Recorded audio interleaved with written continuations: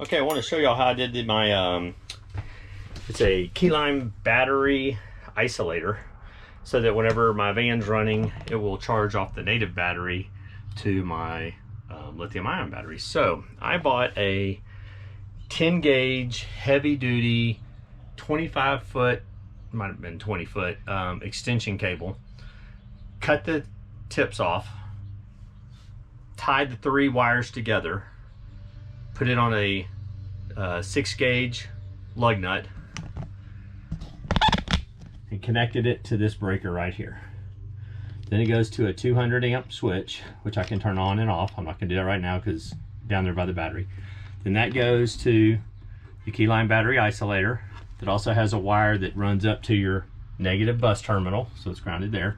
Then that goes to your positive bus bar. This cable here ran down through, I'm gonna walk around real quick, just kind of give y'all the full deal. There's a channel that runs on the ProMaster all the way down along the bottom. And you'll see it's got these little plastic covers. So I just ran it all the way down here, all the way up to the very front by the bulkhead. This is right behind the driver's seat. And then you'll see there's a hole down there. And I'll walk around and show you where that comes out. Those holes are probably 3/8 or so. I think they need to be about a 1/2 inch, so I had to use a boring bit to bore it out a little bit.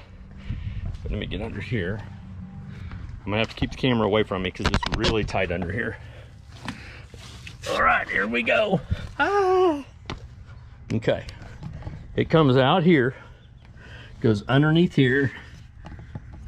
I have it run through one of the native clips here, another clip here, up over the fuel tank input.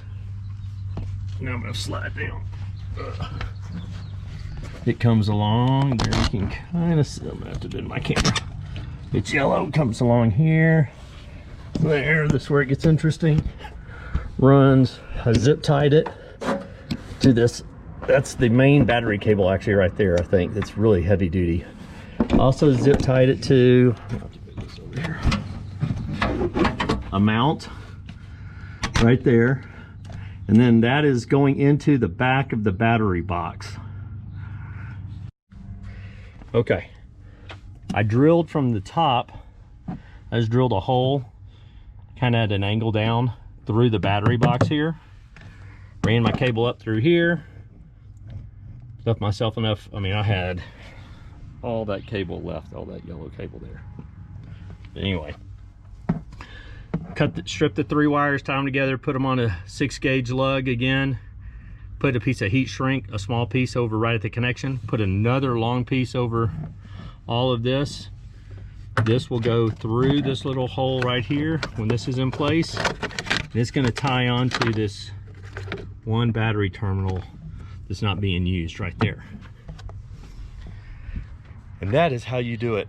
And it took me probably, well, I had all the other cable run, but from when I started this morning, run it up and through, it's been probably about 30 minutes. So it's really easy. Pop those old clips off, run it through, a couple zip ties, drill the hole. I got skinny hands, was able to reach it up through there. I think it took longer for me to wait for the dang heat shrink to cool off enough so I can touch it and not burn my fingers. But anyway, that's it.